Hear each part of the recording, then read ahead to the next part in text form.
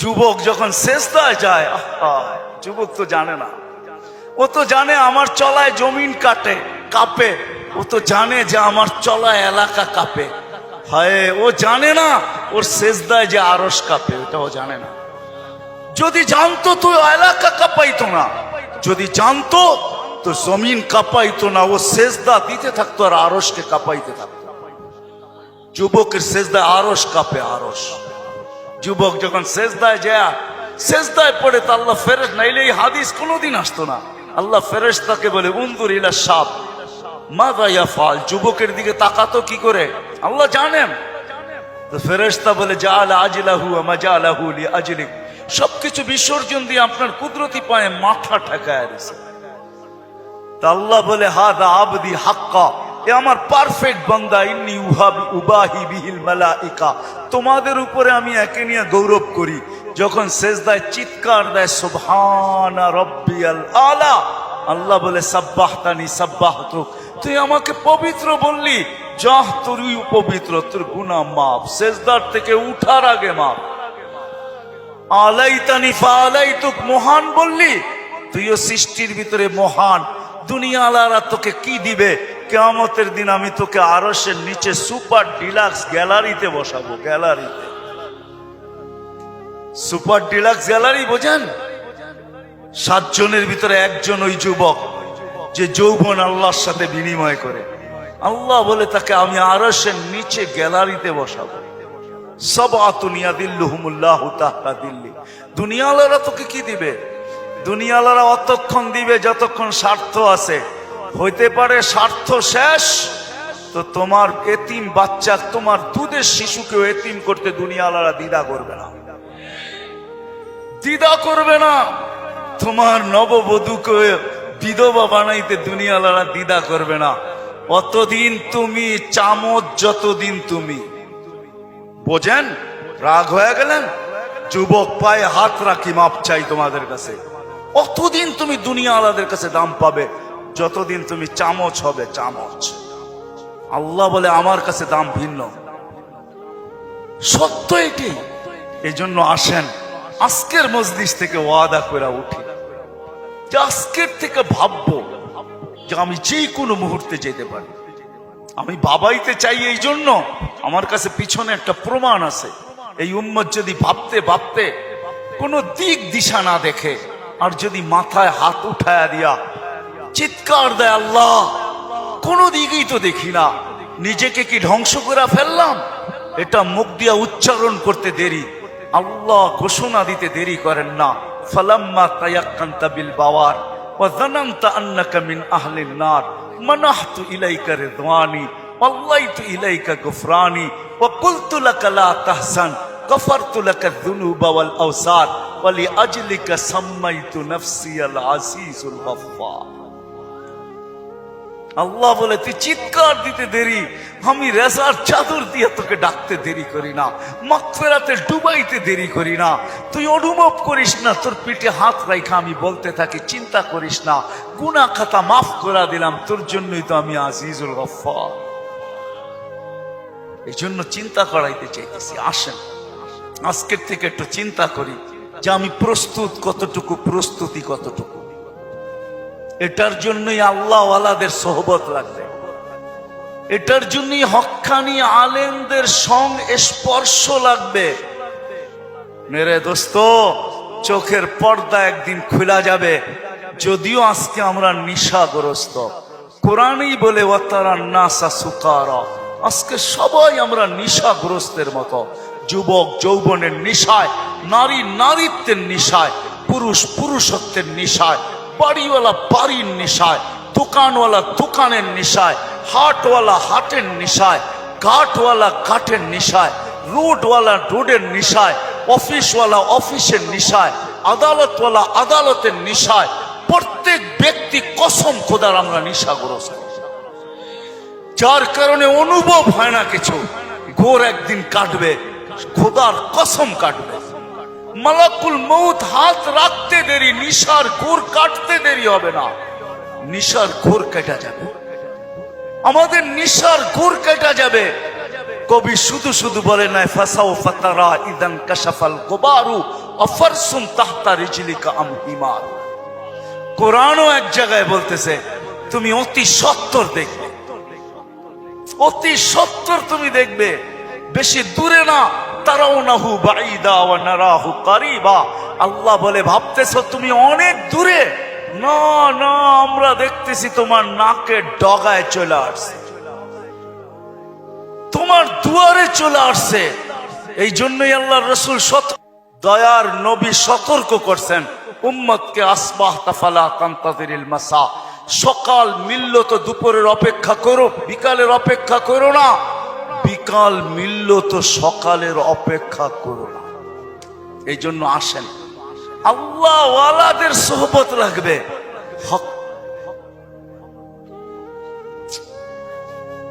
আল্লাহ ওয়ালাদের সোহবত লাগবে, হক্কানি ওয়ালাদের সোহবত লাগবে।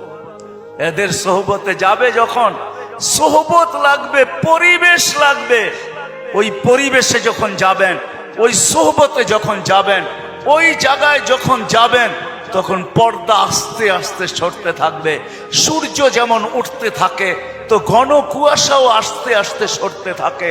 এক সময় সবকিছু ক্লিয়ার হয়। হক্কানি ওয়ালাদের, আল্লাহ ওয়ালাদের সোহবতে যখন যাবেন, তখনই নিশা কাটতে থাকবে। ঘরে যখন আলোচনা হইতে থাকবে, নারী পুরুষ যখন আলোচনা করবে, তখন আস্তে আস্তে কুয়াশা কাটতে থাকবে। এই জন্য সবার কাছে দরখাস্ত, আসেন আসেন। লম্বা করার সুযোগও আমার কাছে নাই, কারণ আমি অসুস্থ, আমার চোখ উঠছে, তা নিয়েও আমি আসছি, কিন্তু ওয়াদা দিছি, এই জন্য চলে আসছি। আমি আসছি গত 9 তারিখে, 1 মাস টানা সফর করার পরে আমেরিকা থেকে আসছি। আসার পরের দিন থেকে অসুস্থ, আর প্রতিদিনই প্রোগ্রামে যেতে হয়, কেননা ওয়াদা। এরা কি জবাব দিবে মানুষের সামনে? ইজ্জত বেজ্জতির প্রশ্ন। বিদায় চলে আসছি, বিদায় শেষ জায়গা আমি চলে আসছি। আসেন ভাবি, ভাববেন তো? পাক্কা ওয়াদা করতেছেন? হ্যাঁ, আরে চিন্তা করেন, ওই উম্মত কেন চিন্তা করবে না যার চিন্তায় 60-70 বছরের ইবাদত রাখা আছে? লা তাফাক্কুরু সাআতিন খায়রুম মিন ইবাদাতি 60 আও 70 সানা। ওই উম্মতের চিন্তার কোনো প্রয়োজন ছিল না। সে চিন্তা করবে তো করবেই বা কেন? তার চিন্তার ভিতরে কোনো পোয়েট ছিল না, ওজন ছিল না, কোনো বিনিময় ছিল না। এই উম্মত চিন্তা করবে না তো করবে না কেন?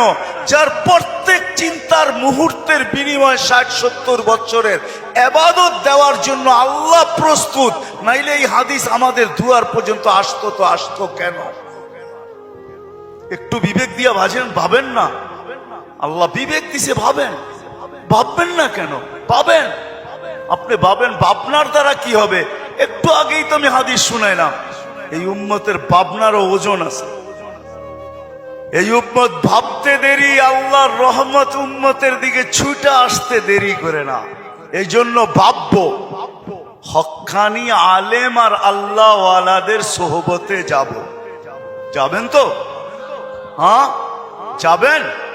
হ্যাঁ, কমসে কম নামান, কমসে কম নিজের নামটা লেখায় রাখেন, কাজে দিবে। জানি না কথাটা কতটুকু সত্য কতটুকু মিথ্যা, কিন্তু ছোটবেলার থেকে ছুঁইনা আসতেছি, এই জন্যই বলতেছি। আবার দেখতেছি যে কথাটা আসলেও সত্য। ইউসুফ আলাইহিস সালামকে যখন বুড়ি কিনতে যান, তো সবাই বলছে বুড়ি তুমি কিনবে তো কিনবে কি কইরা? টেন্ডার তো সবার আগে শো কইরা বসে আছে মিশরের বাদশাহ। এর টেন্ডারের উপরে যাবে তো যাবে কে? সবচেয়ে বড় বুলি সে লাগায় বসে আছে, তুমি কিনবে তো কিনবে কি কইরা? বলছে আমি কিনতে যাইতে চাইতেছি না, আমিও জানি কিনতে পারবো না, কিন্তু আমি চাই লিস্টিতে আমার নামটা থাক। কিয়ামতের দিন যদি লিস্টি খোলা হয় যে ইউসুফের ক্রেতা কে কে ছিল, আমার নামটাও যেন আসে। সত্য এটাই, কিয়ামতের দিন হক্কানি আল্লাহ ওয়ালাদের, ওলামাদের লিস্টিও খোলা হবে। লিস্টি যদি খোলা না হইতো তাহলে এই কথা আমার কাছে কোনোদিন পৌঁছতো না। এই উম্মতকে আল্লাহ ডাইরেক্ট জাহান্নামে পাঠাবেন না, ফয়সালা হয়ে গেল পাঠাবেন না, ডাইরেক্ট পাঠাবেন না। অন্য উম্মত ফয়সালা হবে সিধা জাহান্নামে, এই উম্মত যাবে না। এই উম্মতকে আল্লাহ এক জায়গায় নিয়ে জড়ো করবে। জড়ো করা বোঝেন তো? একত্রিত করবে, ওই জায়গায় নিয়ে করবে যেই জায়গা দিয়ে আলেমরা জান্নাতে যাবে। যখন আলেমরা ওইখান দিয়ে অতিক্রম করবে তো আল্লাহ পুরা মজমাকে বলবে, কে কাকে চিনো, কাল লিস্টিতে কার নাম আছে, তাড়াতাড়ি ধরো, চলা কিন্তু গেল। তো যায়া ধরবে, হযরত আপনার লিস্টিতে তো আমার নাম আছে, আপনাকে তো আমি চিনি, মহব্বত ছিল, ভালোবাসা ছিল, আসা যাওয়া ছিল, উঠা বসা ছিল, চলাফেরা ছিল, খাওয়া লওয়া ছিল, আর শুনেও আসতেছি আপনারা সুপারিশের অধিকার পাইছেন, আল্লাহ আপনাদের সুপারিশ কবুল করবে, আমাদের ফয়সালা জাহান্নাম হয়ে গেছে, একটু যদি হাত উঠায়া দিতেন হয়তো নিষ্কৃতি পাওয়া যেতাম। তো আলেমরা দেখবে যে ঠিক কিনা তার কথা, ওইখানে আল্লাহ প্রমাণিত করবে প্রজেক্টরের ভিতরে, দেখতে সে যা বলবে ওটা সত্যায়িত হইতে থাকবে। তারপরে আলেমরা সম্মিলিতভাবে আল্লাহকে বলবে, আল্লাহ আমরা জান্নাতে যাব না। তা আল্লাহ বলবে, কেন যাবে না? এরা সবই তো আমগো লিস্টির মানুষ, সবই তো পরিচিত, এরা দুযোগে চলে যাবে আর আমরা জান্নাতে চলে যাব। রাসূলুল্লাহ সাল্লাল্লাহু আলাইহি ওয়াসাল্লামকে মুখ দেখাবো তো দেখাবো কি? যাব না। বলছে কেন, কখন যাবে? এদেরকে দিলে যাব। তা আল্লাহর রহমত জোশ আসবে, আল্লাহ বলবে যে যাকে চিনো নিয়ে চলে যাও, এটার নামই সুপারিশ। এই জন্য বলি কমসে কম নামটা রাখেন লেখা, যান সম্পর্ক জোড়েন আল্লাহ ওয়ালাদের কাছে, আর বলেন হুজুর আমার নামটা একটু লেখা রাখেন, যে আপনার সাথে আমার সম্পর্ক লেখা রাখেন। চড়বেন তো, নাইলে আমি এত লম্বা কথা বলতাম না। আর তিথি হইল আজকের থেকে কোনোদিন নামাজ ছাড়বো না, ওয়াদা কিন্তু পাক্কা। যেইখানে থাকি, যেই অবস্থায় থাকি, যেইখানেই থাকি ওইখানেই দাঁড়ায়। দুনিয়ার কিছু নামাজ আছে, এক নামাজে জান্নাত আছে। হ্যাঁ হ্যাঁ আছে, হুজুরকে জিজ্ঞেস করেন। পাহাড়ের চূড়ায় আজানের আওয়াজ গেছে, ওইখানেই দাঁড়ায় গেছে আল্লাহু আকবার। চূড়ার নামাজ তাকে জান্নাত দিবে, জান্নাত। হ্যাঁ, ক্ষেতের ভিতরে আছে, ক্ষেতের আইল বলেন আর লাইল বলেন আর যেটাই বলেন, ক্ষেতের ভিতরে আছে, আজানের আওয়াজ আসছে, ওইখানেই আতাইলের ভিতরে বলেন আর লাইলের ভিতরে বলেন আর আইলের ভিতরে বলেন, গামছা বিছাইছে আর আল্লাহু আকবার। মালিক তুই বড়, আমার ক্ষেত বড় না। অফিসে আছে, কাজ করতে করতে ছুটার রাস্তা নাই, চেয়ারের পাশেই দাঁড়ায় গেছে আল্লাহু আকবার। এই সমস্ত ক্ষেত্রগুলা জান্নাত ওয়াজিব করে দেয়, ওয়াজিব। আল্লাহ ফেরেশতাদেরকে দেখায় কত ব্যস্ত, দেখ, তারপরও আমার ডাক শুনতে দেরি, আল্লাহু আকবার বলতে দেরি করে নেয়। আল্লাহ কত বড়।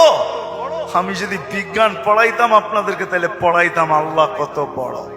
কার কুদরতি পায়ে রাখা, পাও রাখার অনুমতি, মাথা রাখার আপনাকে অনুমতি দিতেছে। আল্লাহু আকবার শুধু তর্জমা জানি, আল্লাহ মহান, কিন্তু সৌরজগৎ দিয়া জানি না। যদি সৌরজগৎ পড়াইতাম তাহলে আপনাদেরকে আমি দেখাইতাম কত বড় আল্লাহর কুদরতি পায়ে আপনি মাথা টেকাইতেছেন, কত বড় আল্লাহ। এটা সৌরজগৎ পড়া ছাড়া বুঝে আসবে না আল্লাহ কত বড়। সৃষ্টি পড়া ছাড়া বুঝে আসবে না আল্লাহ কত বড়। উর্দু জগৎ পড়া ছাড়া বুঝে আসবে না আল্লাহ কত বড়। তখন আল্লাহ বড় বলবেন, কিন্তু দিয়া বলবেন, কিন্তু দোকান। আল্লাহ বড় মানি, কিন্তু দোকান কার কাছে রেখা যাব, অফিস কার কাছে রেখা যাব, ক্ষেত খামার কার কাছে রেখা যাব, কিন্তু বলবেন। আর যদি আল্লাহকে চিনার মতো চিনেন, তাহলে ওই সাহাবীর মতো বলবেন, নামাজে ব্যথা, নামাজে প্রতিবন্ধক। পাখি বাগানের ভিতরে ফরফর করতেছে, নামাজের ধ্যান ছুটা গেছে। ঘন বাগান ছিল, খেজুরের বাগান, তো পাখি ফরফর করতে যায়, নামাজের থেকে ধ্যান ওইদিকে সরা গেছে। সালাম ফিরাইতে দেরি, বাগান সৎকা করতে দেরি করে না। সৎকা থাকবে না বাঁশ, বাজবে না বাঁশি, থাকবি না তুই, ফরফর হবে না, আমার নামাজের ধ্যানও নষ্ট হবে না। আমি তো আল্লাহু আকবারের সামনে। আল্লাহকে যদি চিনে তাহলে ওই আবু দাহদার মতো হয়। এক খেজুর গাছ, 600 খেজুর গাছের বাগান, এক খেজুর গাছের বিনিময়। আল্লাহর রাসূল ওয়াদা করছে এক সাহাবীর সাথে, যে খেজুরের মালিক থেকে তোকে বাগান গাছ নিয়ে দিব, কিন্তু ও ছিল মুনাফেক। বলছে খেজুরের গাছ আমাকে দে, তোকে আমি জান্নাতে বাগান নিয়ে দিব। ইয়া রাসূলুল্লাহ, আমার ছেলে সন্তান এই খেজুরের গাছের খেজুর খুব পছন্দ করে, এটা ছাড়া যা চাইতেন তাইলে দিতাম, এটা দিব না। আবু দাহদা পাশে দাঁড়ায়া শুনতেছিল, তো বলছে ইয়া রাসূলুল্লাহ, কানে কানে আমি নিয়া দিলে দিবেন? অবশ্যই দিব, কেননা উনি মুনাফিকের রব চিনতেন। তো যা বলছে খেজুর গাছ বেচবি? আল্লাহর রসুল রে দিলাম না, তোকে কি করে দেই? কতগুলা খেজুর গাছ হইলে দিবি না, এটা কতগুলা হইলে দিবি না? তো বলে খেজুরের সিজন চলতেছে, সব গাছে খেজুর ভরা। বলছে তোমার ওই 600 বাগানের 600 খেজুর গাছের বাগানটা আছে, ওইটা দিবা? তাহলে দিয়া দিব। ডান, দিয়া দিলাম। দে খেজুর গাছ। ডন কয়া ছুটা শুরু করছে, কেননা আবু উম্মুদ দাহদা খেজুর বাগানের ভিতরে বাচ্চা কাচ্চা নিয়ে খেজুর পাহারা দিতেছিল, নিজে খেজুরের বাগানও ঢোকে নাই, বাহির থেকে দাঁড়ায় চিৎকার দিতেছে, উম্মুদ দাহদা কি হয়েছে? কয় জলদি বাহির হ, খেজুর গাছ বেচা বিক্রি হয়ে গেছে। কয় কোথায়? আল্লাহর রসুলের সাথে জান্নাতের বাগানের বিনিময়। তো ছেলে সন্তান নিয়ে মহিলা স্লোগান দিতে দিতে বাহির হইতেছে, কি? রবিহাল বাইয়া বা দাহদা, রবিহাল বাইয়া বা দাহদা। আবু দাহদা, বড় লটারি জিতা গেছিস তুই, বড় লটারি জিতা গেছিস। বাহির হয়ে চলে আসছে, 600 খেজুর গাছ দিয়া দিছে। আল্লাহর রসুলকে বলছে, ইয়া রাসূলুল্লাহ, খেজুর গাছ কিনা ফেলছি। কয় কি দিয়া কিনছিস? কয় 600 খেজুর গাছের বাগান দিয়া কিনা নিছি। আবু দাহদা, আল্লাহ তোকে এর চেয়ে 10 গুণ বড় বড় জান্নাত দিবে।